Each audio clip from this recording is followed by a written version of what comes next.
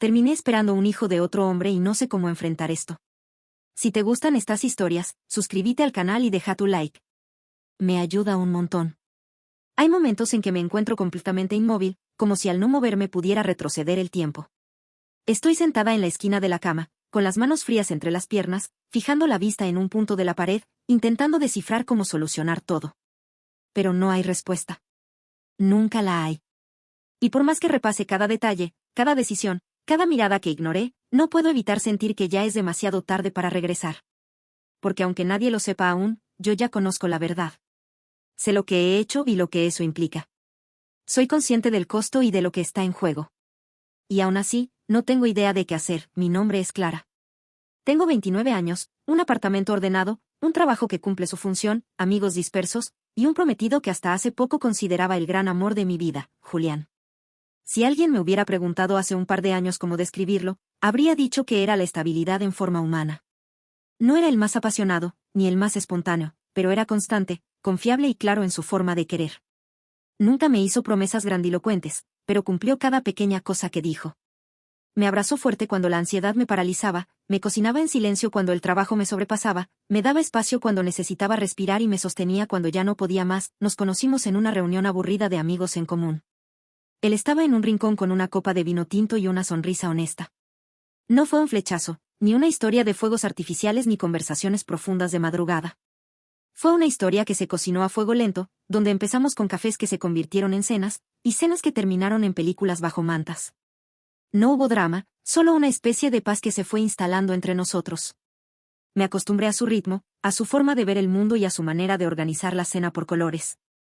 A veces me reía de eso, otras veces me desesperaba, pero siempre supe que podía contar con él. Cuando me pidió que me casara, no lloré de emoción.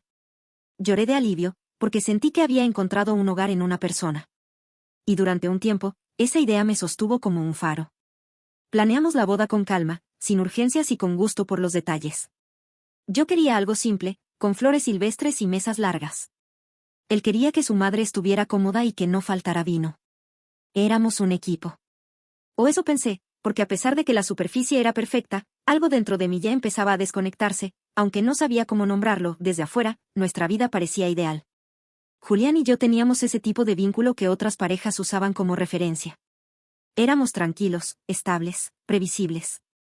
Teníamos nuestros pequeños rituales, café con leche los domingos, películas de terror los viernes por la noche, largas caminatas en silencio después de una discusión para que las palabras volvieran con menos filo. Nadie me hacía sentir tan segura como Julián. Pero esa certeza que antes me abrazaba como una manta, comenzó a asfixiarme sin que me diera cuenta. Yo también creí que era feliz, porque estaba con alguien bueno, porque no tenía que luchar por amor, porque la calma también era una forma de amor, ¿no? Eso me decía cada vez que sentía esa punzada de vacío en el pecho. Julián solía llegar del trabajo, dejar su portafolio con cuidado, saludarme con un beso corto y preguntarme cómo había estado mi día. Siempre lo mismo. Y yo respondía lo mismo. Pero empecé a darme cuenta de que todo en nosotros estaba diseñado para evitar el caos, incluso el bueno. No había margen para el deseo espontáneo, ni para un «te necesito», ahora que no estuviera programado en nuestra rutina. Y lo peor es que él no notaba la distancia que se había instalado entre nosotros. Me seguía mirando como si todo estuviera bien, como si no supiera que ya no era la misma. El día que conocí a Lucas fue un accidente, no en el sentido romántico. No hubo una chispa ni música de fondo especial. Fue simplemente una coincidencia en el lugar y momento equivocado. Estaba en la cafetería del centro, la que a veces usaba como escape de mi oficina, intentando terminar un informe cuando él se acercó a mi mesa porque no había más sitios disponibles. Me pidió permiso para sentarse. Le dije que sí sin levantar la vista, pero su voz me hizo mirarlo. Era más joven que Julián, más informal, con una energía ligeramente insolente de quienes no se toman muy en serio. Al principio me molestó, pero también me picó la curiosidad. No sé en qué momento pasamos de compartir una mesa a compartir charlas sueltas y luego mensajes casuales. Él trabajaba cerca. Me preguntaba cosas con una mezcla de desinterés y atrevimiento que, de algún modo, me desarmaba. A veces sentía que jugaba con fuego, pero no retrocedía. A veces me gustaba, no como se quiere a alguien, sino me gustaba sentirme diferente cuando estaba con él. Me gustaba volver a casa y guardar ese secreto. Una tarde, me preguntó si estaba casada. Le dije que no. Me mordí la lengua antes de decir que estaba comprometida. No quise escuchar cómo sonaba esa palabra en mi propia boca, me excusé diciendo que era tarde y que tenía que volver. Caminé de regreso con las manos temblando y el pecho lleno de algo que no era culpa, pero sí vergüenza. Esa noche, Julián cocinó pasta y me sirvió una copa de vino sin decir nada. Me acarició el brazo mientras hablaba de un cliente nuevo, de un proyecto que le entusiasmaba. Yo asentía, sonreía, fingía interés.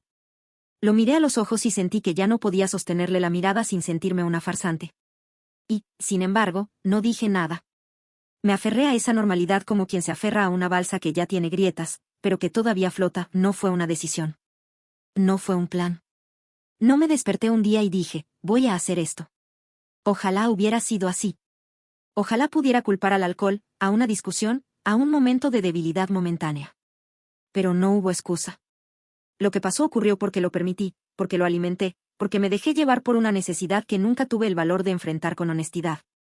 Y porque, en el fondo, algo en mí decidió que lo que tenía con Julián no era suficiente, aunque aún no podía admitirlo en voz alta. Lucas me invitó a tomar algo un viernes después del trabajo. Yo ya le había dicho que tenía pareja. Lo mencioné como quien deja caer un dato sin importancia, sin profundizar. Él no preguntó más. Solo dijo, entonces tomamos una cerveza como amigos, ¿no? Yo asentí. Me convencí de que no había nada de malo, de que estaba en control, de que no era la primera persona en tener una conversación inocente con alguien atractivo. Nos sentamos en un bar pequeño con luces tenues y mesas bajas. Lucas hablaba con soltura, se reía fácil, y tenía esa forma de mirarme como si realmente me estuviera escuchando, como si mis palabras tuvieran un peso que ya no sentía con Julián. Me preguntó cosas que nadie me preguntaba. Me dijo que tenía una energía rara, una mezcla entre fuerza y melancolía. Me dijo que le gustaban mis ojos. Yo me reí y le dije que no era nada especial. Me contestó que por eso mismo le gustaban. Y me tocó la mano con su vida como si supiera que eso bastaba. No sé cómo llegamos a su departamento. Solo sé que estábamos ahí, de pie, mirándonos como si estuviéramos al borde de un abismo. Me dijo que si yo decía que no, no pasaba nada. Me quedé callada. Le respondí con un beso. Un beso torpe, urgente, incompleto, como si con eso pudiera tapar todo el mundo que había dejado afuera. No fue romántico. Fue un torbellino de culpa y deseo, de sudor y contradicción. No hubo palabras, solo manos, respiraciones entrecortadas, movimientos ciegos. Cuando todo terminó, me vestí en silencio. Lucas me quiso besar, pero aparté la cara. Le dije que tenía que irme. Me preguntó si estaba bien. Asentí sin mirarlo. Caminé las 3 cuadras de regreso a casa como una sombra. No sabía si llorar o vomitar. Llegué con el corazón hecho trizas. Julián dormía en el sillón, el televisor encendido, una manta sobre sus piernas, como si la normalidad aún pudiera protegerme de lo que acababa de hacer. Me metí en la ducha y me quedé ahí más de media hora, como si el agua pudiera borrar lo que había pasado. Me senté en el piso, con los ojos cerrados, y me repetí una y otra vez que no iba a repetirse, que fue un error. Pero sabía que me estaba mintiendo. Porque lo que había cruzado ya no tenía regreso. Ya no era solo un desliz, era una grieta irreversible en todo lo que habíamos construido. Y lo peor era que Julián seguía ahí, dormido, confiando en mí, amándome sin saber que ya no era la mujer que pensaba. Hubo un silencio nuevo entre Julián y yo después de esa noche. No el tipo de silencio que nace tras una discusión o el cansancio de un día largo, sino uno que yo misma cultivaba en mi interior. Un eco que me seguía a todas partes y que tomaba forma entre sus palabras y mi forma de evitarlas. Él seguía siendo él, tan constante, tan metódico, tan lleno de certeza sobre el futuro que estaba construyendo con una mujer que ya no sabía si merecía estar a su lado. Yo lo miraba dormir y me sentía como una ladrona, como una intrusa que se había colado en su vida con una máscara de amor que ya no podía sostener sin temblar. A veces despertaba en la madrugada y lo observaba de espaldas, y una parte de mí deseaba que algo me diera la cara de una vez, que se levantara, me mirara y lo supiera todo, que me enfrentara y me quitara este peso que me estaba rompiendo el pecho. Pero otra parte más cobarde suplicaba que no descubriera nada, que siguiera creyendo en la imagen que le vendía cada día con una sonrisa que me dolía usar. Empecé a evitar a Lucas, no porque lo odiara o me arrepintiera de manera violenta de lo que pasó, sino porque estar cerca de él era como asomarse a un espejo que me devolvía todo lo que no quería aceptar de mí misma. Me escribía a veces, preguntándose si todo estaba bien, si quería vernos otra vez, si me pasaba algo, pero yo simplemente no respondía. Quería que se desdibujara, que desapareciera como un mal sueño, que su existencia se volviera borrosa en mi memoria. Pero no podía hacerlo del todo porque dentro de mí algo había cambiado. No solo era la culpa, era otra cosa. Una parte de mí que se había despertado después de años de quietud, una parte que ahora exigía espacio, aunque yo intentara encerrarla. Julián notó que estaba más callada, más distraída, pero no insistió. Nunca fue de los que interrogaban. Me respetaba, decía, y esa bondad suya solo me hacía sentir peor. Me preguntaba si seguía emocionada con los planes de la boda, y yo le decía que sí, que por supuesto, aunque por dentro la sola idea del vestido blanco me provocaba náuseas, como si ya supiera que algo tan puro no era para mí. Empecé a tener sueños extraños, confusos, donde me encontraba con Julián en una iglesia y al dar el sí, me decía que sabía la verdad, que siempre lo supo, y que solo quería ver hasta dónde podía fingir yo. Me despertaba empapada en sudor, con el corazón a punto de salirse del pecho, y luego fingía normalidad durante el desayuno, besándolo en la mejilla como siempre, escuchando sus planes para la luna de miel, mientras yo deseaba poder salir corriendo sin dejar rastro. Pero no podía, o no quería, o simplemente no sabía cómo hacer nada sin romperlo todo. La semana siguiente me encontré llorando en el baño del trabajo sin una razón concreta. No me pasaba nada puntual, solo un nudo en el pecho que no podía aflojar. Miré mi reflejo en el espejo y no me reconocí. Mi rostro era el mismo, pero mis ojos estaban opacos, como si alguien más viviera dentro de mí. Una compañera me preguntó si estaba bien y le dije que sí, que solo era el estrés, que los preparativos de la boda me tenían agotada. Ella me sonrió con ternura y me dijo que se notaba lo mucho que Julián me amaba, que era afortunada. Le devolví la sonrisa como pude. Me encerré en un cubículo y me quedé ahí por 20 minutos, abrazando mis rodillas, sintiéndome un fraude. Esa noche, Julián me preparó un baño caliente con sales aromáticas. Me dijo que me notaba cansada, que quería que me relajara. Me desvestí frente a él con una lentitud casi mecánica. Me metí en el agua caliente y sentí que las lágrimas me corrían por las mejillas sin control, en silencio, no podía más, pero tampoco podía menos. Me sentía atrapada en una decisión que ya había tomado sin querer y que ahora no sabía cómo deshacer sin hacerle daño a alguien que no lo merecía. Lo único que sabía era que lo que pasó con Lucas no había sido solo un desliz. Había sido una fractura, un punto de no retorno, aunque aún no supiera del todo hacia dónde me estaba llevando. El primer día que no me bajó lo atribuía al estrés.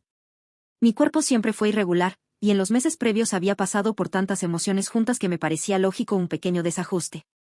No me alarmé. Me limité a tomar notas y seguir con mis días, pero cuando pasaron 3 días más, y luego 5, y luego una semana, el miedo empezó a asentarse como una sombra densa en mi garganta. Me hice la distraída, me convencí de que era psicosomático, de que seguramente todo estaba desordenado por el cambio en mi rutina, por las emociones intensas, por el insomnio, por cualquier excusa que pudiera inventar. Pero la verdad ya empezaba a formarse en mi subconsciente con una nitidez aterradora. A los 10 días de retraso, mientras lavaba los platos con las manos temblorosas, me hice la pregunta que venía evitando desde hacía semanas, ¿y si estoy embarazada? La frase me golpeó como una campana de iglesia. Dejé caer un vaso y se hizo trizas contra el suelo. Julián entró corriendo a la cocina, preguntándose si me había cortado. Le dije que no, que solo se me resbaló, que estaba torpe, cansada. Me abrazó desde atrás, me dio un beso en el cuello. Me dijo que ya faltaba poco para la boda, que después podríamos descansar, que nos merecíamos unas vacaciones. Yo sonreí con la garganta apretada, queriendo que el tiempo se detuviera ahí, en esa mentira cálida que aún sosteníamos juntos. Esa noche no dormí. Me pasé las horas en la sala, en el sillón, mirando un punto fijo de la pared, repasando fechas, momentos, recuerdos. La última vez que estuve con Julián había sido una semana antes de lo que ocurrió con Lucas. Solo una vez con cada uno. Pero suficiente. Suficiente para no estar segura. Suficiente para que el terror me invadiera. No podía preguntárselo a nadie. No podía hablar con mis amigas sin que supieran que algo estaba mal, sin que hicieran preguntas que no podía responder. Decidí comprar una prueba de embarazo en una farmacia al otro lado de la ciudad, como si cambiar de barrio fuera a borrar mi vergüenza. La metí en el fondo de mi bolso, como si fuera un objeto ilícito, y esperé 2 días más para usarla, como si postergar la verdad pudiera evitarla. Cuando finalmente me decidí, fue en la madrugada. Julián dormía profundamente. Me encerré en el baño con el corazón latiendo tan fuerte que pensé que iba a vomitar. Esperé los minutos más largos de mi vida. Cuando aparecieron las 2 líneas, me senté en el suelo con la prueba en las manos y lloré. No como se llora por tristeza. Lloré con una rabia muda, con una desesperación que no sabía cómo contener. No era alegría. No era alivio. Era pánico.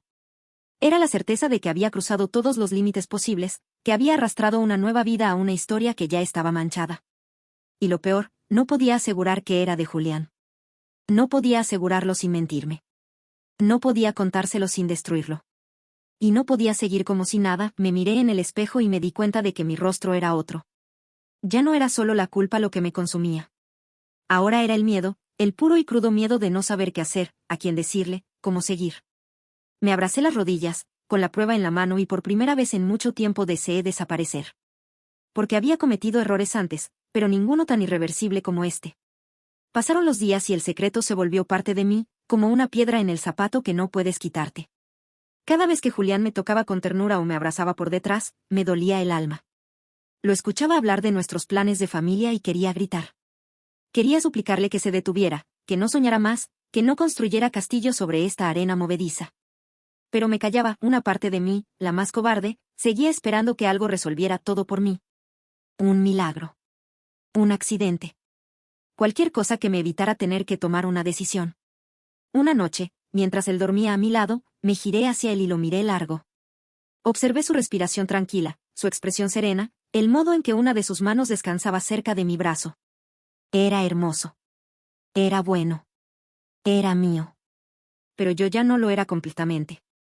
Sentí que algo dentro de mí se partía. No supe si el dolor que sentí esa noche era físico o emocional. Me acurruqué en posición fetal y lloré en silencio, cubriéndome la boca con la almohada. El miedo se había vuelto un huésped en mi cuerpo. Y el arrepentimiento ya no era una emoción, era una condena. Julián se despertó a mitad de la madrugada y me encontró temblando. Me abrazó sin hacer preguntas, me besó el cabello y me dijo que todo estaría bien. Yo apreté los ojos con fuerza, porque sabía que no. No todo estaría bien. No si seguía cayendo. No si seguía mintiendo. Pero aún así no dije nada. Y eso me hizo sentir aún peor que la culpa de haberlo traicionado. Porque ahora no solo era culpable. También era cobarde. También era egoísta. También era incapaz de darle lo único que él siempre me ofreció sin condiciones. La verdad, no hubo un momento en particular en el que supe que tenía que decirlo. No fue una epifanía ni una ráfaga de valor repentino. Fue más bien un desgaste lento, como si algo dentro de mí estuviera desmoronándose gota a gota hasta dejarme vacía, sin energía siquiera para seguir mintiendo. Había pasado más de una semana desde que confirmé el embarazo. Una semana en la que había vivido como un espectro en mi propia casa, donde cada risa de Julián me perforaba el pecho y cada gesto de amor suyo me recordaba la traición que le ocultaba. No podía seguir así. Y tampoco quería, era domingo. Julián había preparado panqueques porque sabía que me gustaban y me los sirvió con fruta cortada, como si fuera su forma de decirme que me amaba incluso cuando yo no estaba del todo presente. Se sentó frente a mí con esa mirada que tanto había amado, la mirada de quien confía, de quien cree que tiene todo bajo control porque jamás imaginaría que algo se está desmoronando detrás de su espalda. Me observó mientras yo empujaba la comida con el tenedor sin probarla. «Clara, ¿pasa algo?», preguntó con su vida. Y entonces supe que no podía seguir fingiendo, dejé el tenedor sobre el plato, bajé la mirada y con una voz que no parecía mía, le dije, «Necesito decirte algo».